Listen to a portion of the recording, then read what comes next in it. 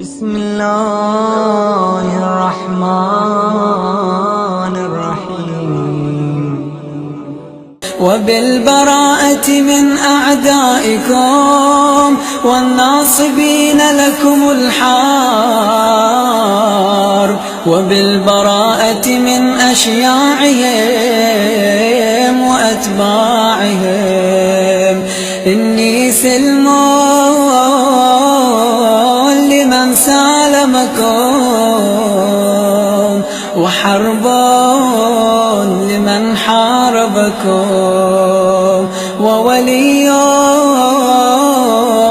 لمن والاكم، وعدو لمن عاداكم. فأسأل الله الذي أكرمني بمعرفتكم ومعرفة أوليائكم، ورزقني البراءة من أعدائكم، أن يجعلني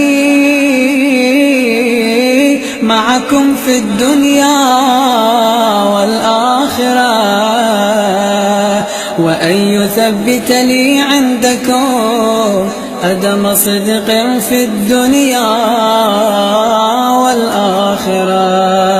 وأسأله أن يبلغني المقام المحمود الذي لكم عند الله، وأن يرزقني طلب ثأركم مع إمام مهدي ظاهر ناطق منكم.